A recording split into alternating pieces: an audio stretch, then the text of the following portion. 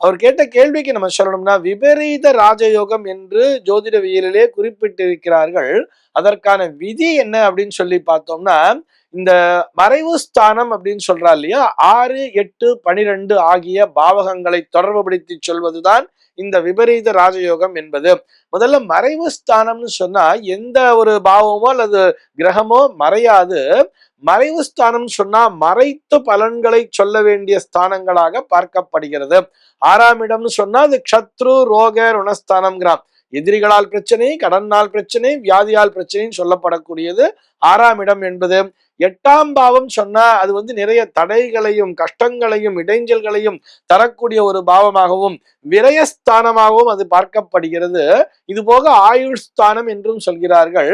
அதே மாதிரி 12ஆம் பாவம் என்பது கடுமையான அலைச்சலை தரக்கூடிய பாவமாகவும் செலவுகளை தரக்கூடிய பாவமாகவும் அமைந்திருப்பதால் இந்த 6, 8, 12 மறைவு ஸ்தானங்கள் என்று சொல்லி இருப்பார்கள்.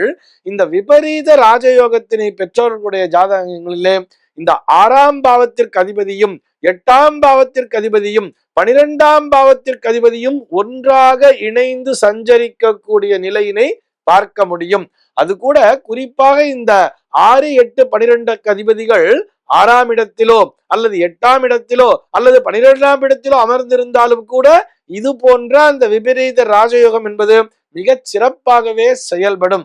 இதனால என்ன சார் பலன் கிடைக்கும்னு சொன்னா, திடீர்னு எதிர்பார்க்காத ஒரு அதிர்ஷ்டம் என்பது அவர்களுக்கு அடிக்கும்.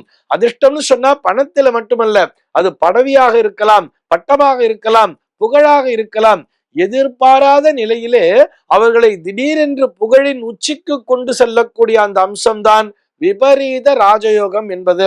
ஒரு சில பேருடைய ஜாதகங்கள்ல பார்த்தோம்னா அந்த கிடைத்த விபரீத ராஜயோகத்தினை அந்த காலத்திற்கு மட்டும் பயன்படுத்தி கொண்டு, அதாவது ஒரு குறிப்பிட்ட 5-6 வருஷம் மட்டும் இருக்கும்.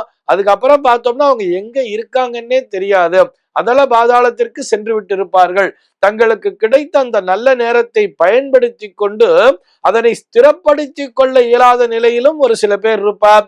ஆனால் இன்னும் சில பேர் பார்த்தோம்னா அந்த கிடைத்தற்கரிய வாய்ப்பினை பயன்படுத்தி கொண்டு அப்படியே தங்களுடைய அந்த நீதி நேர்மையின் காரணமாக அந்த புகழை அப்படியே நிலைநிறுத்தி கொண்டவர்களும் இருக்கிறார்கள்.